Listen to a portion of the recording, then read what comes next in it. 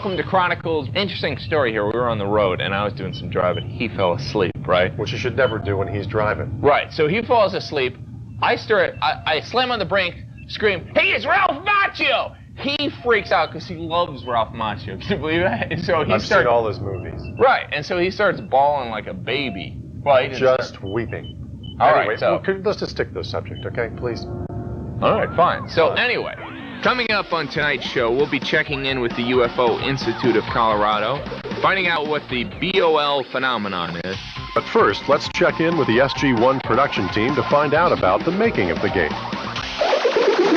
So, how do they do those stunning effects? Key elements, obviously, are the Stargate itself and how that functioned.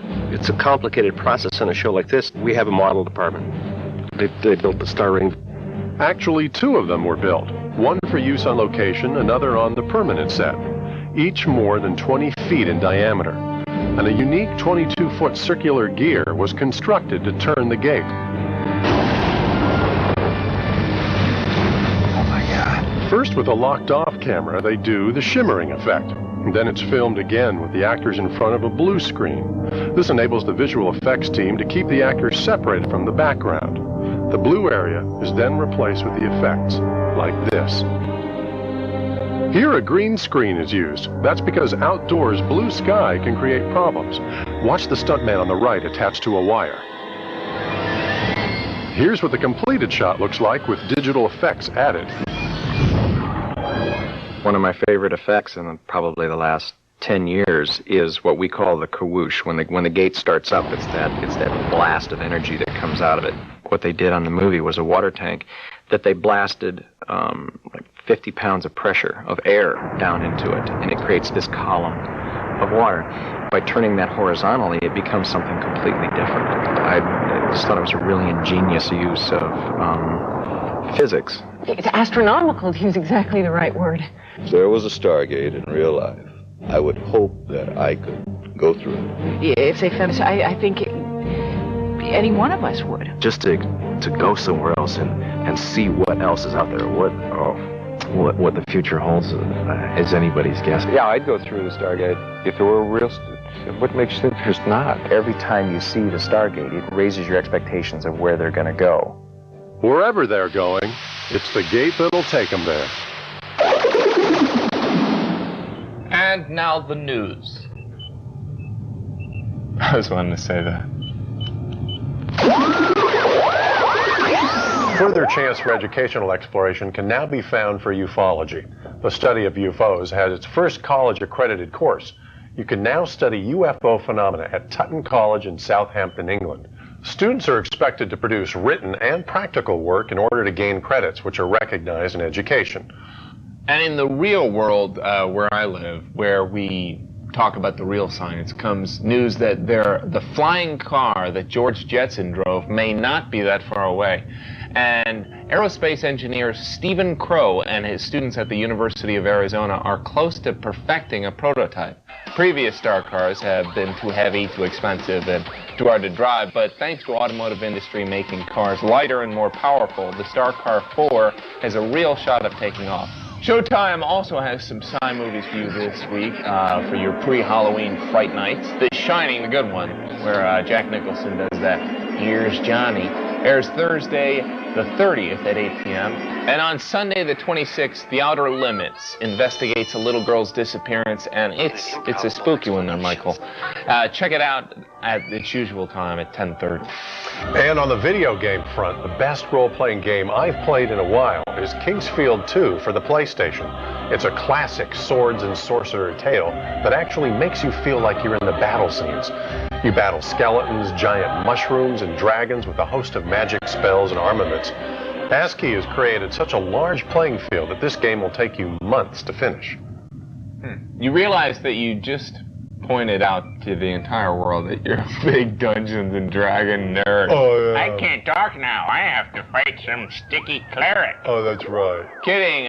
For those of you that are looking for a good book, I've got a really weird one for you. It's called The Burning Man. It's not your typical sci-fi book, but once you see these pictures, you will definitely think aliens. Every Labor Day weekend, thousands of exhibitionist intellectuals and social derelicts gather in the Nevada desert for a crazy love-in. It may be a little bit light on words, but the pictures speak for themselves. Wow.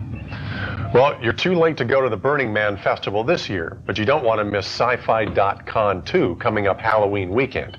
It's the world's first and only online sci-fi convention hosted by the Sci-Fi Channel's Dominion website.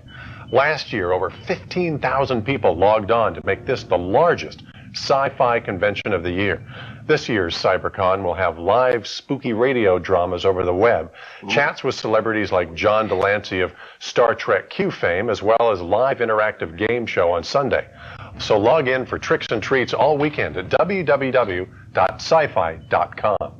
We attended our own special event here at Sci-Friday Chronicles. We drove out to Colorado for the Colorado Institute of UFO Studies. Here's our road report from our visit to Colorado.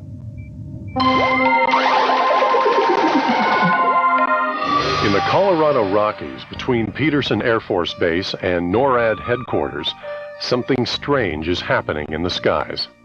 I'm sure that a lot of what we see are experimental aircraft. But the UFO Institute of Colorado is interested in flying objects of a different nature. We are a research group. We are looking for answers. We refer to ourselves as a BYOB group. That's a bring your own belief. In addition to research, the Institute offers valuable support to people who have sighted UFOs. So often people are ridiculed and laughed at, even co-workers. And for a lot of people, this is a really earth-shaking thing for them to actually see something like this. And that support comes from all walks of life.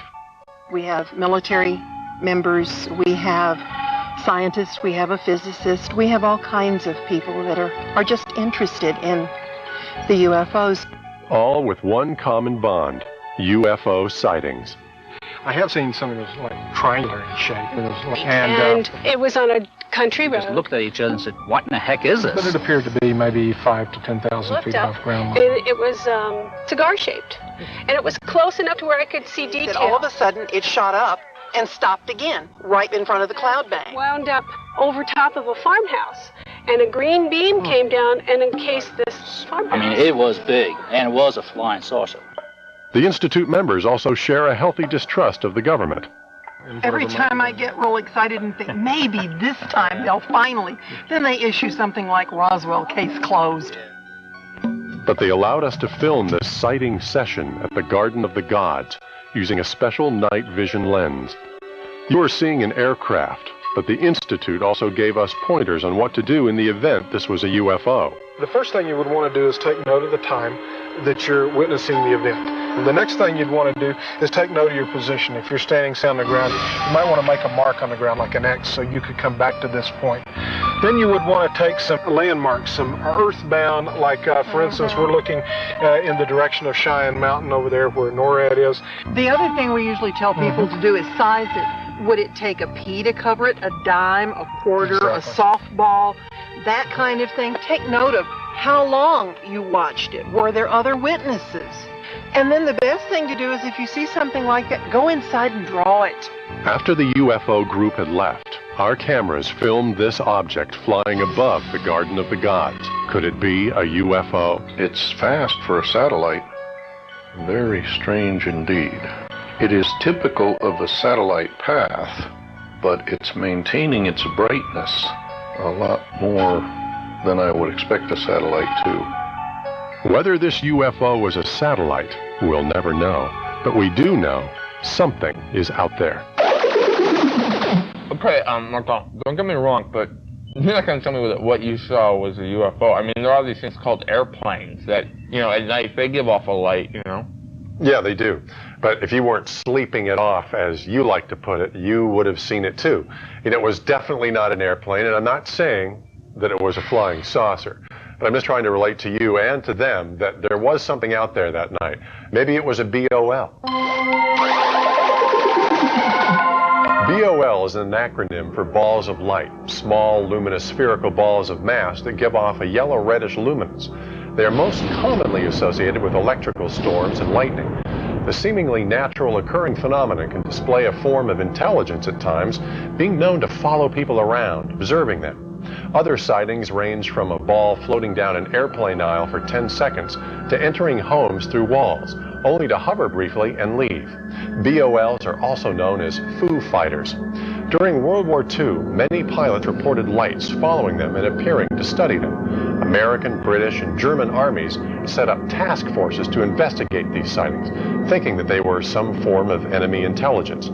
Yet all of their efforts failed to explain the BOL phenomenon. Well, you know, here's an explanation. How about lightning?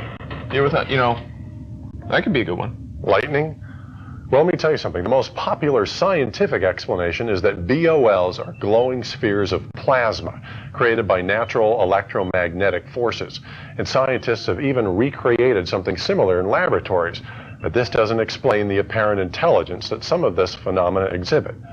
I don't know. It seems like I would just go with the guys in the lab coats that have proved it wrong. A special thanks to From Beyond magazine for assisting me in this last report. They are the biggest international magazine investigating UFO phenomena. Can you contain yourself, little brother? Oh, man. Barely.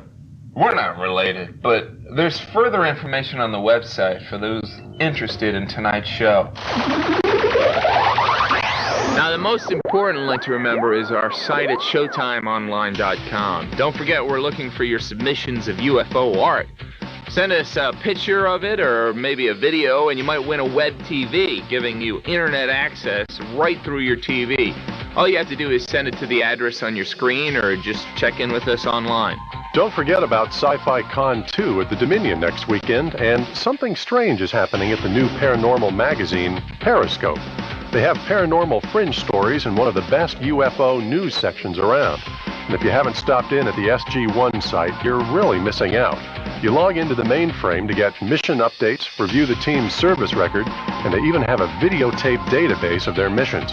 Just stop in at showtimeonline.com and we'll provide you with the links. You know, I was thinking about this. I'm thinking of calling you Modem Man from now on.